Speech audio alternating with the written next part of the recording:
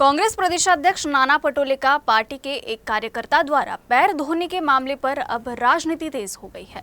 Video viral होने के बाद से ही भाजपा लगातार हमलावर है, तो वहीं नाना पटोले ने भी इस पर अपनी सफाई दी, जिसके बाद अब नाना पटोले के पैर धोने वाले पार्टी कार्यकर्ता खुद सामने आया और उसने पूरा वाकया बताया।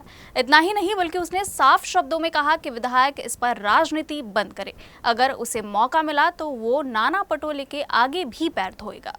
कार्यकर्ता विजय गुरव ने यूसीएन से बात करते हुए कहा कि कांग्रेस के प्रदेश अध्यक्ष नाना पटोले अकोला जिले के वाड़ेगांव में एक निर्धारित कार्यक्रम में आए थे। उसी समय शेगांव के श्री संत गजानन महाराज की पालकी वाड़ेगांव में ठहरी हुई थी। इसी बीच पटोले पालकी के दर्शन करने के लिए कीचड़ से होकर वहां पहुंचे और दर्शन के बाद लौटते समय उनके पैर कीचड़ से खराब हो गए थे। इसलिए मैं पानी लेकर आया और उनके पैरों पर पानी डालकर उनके पैर धोए। इसमें गलत क्या है?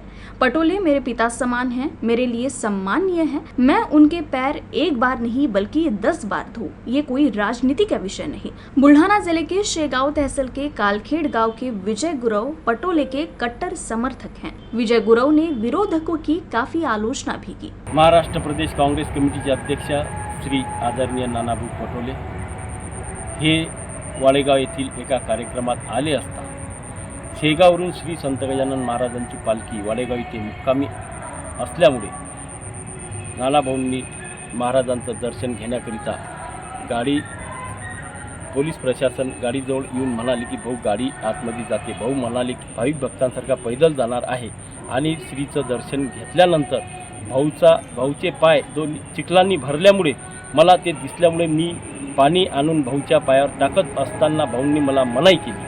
आरोप करत आहे त्या विरोधकांना, त्या तिन्ही आमदारांना माझा हा प्रश्न आहे की राम कदम, अमोल मिटकरी आणि संजय शिरसाट यांना माझा हा प्रश्न आहे की त्या नानाभाऊ पटोले हे माझे दैवत आहे। मी एक नाही 10 वेळ त्याच्या पायावर पाणी टाकेन। माझ्या या तिन्ही आमदारांना एक आव्हान आहे की माझ्या परिवारात आणि माझ्यासह याच्यावर तुम्ही काही राजकारण करायचं नाही।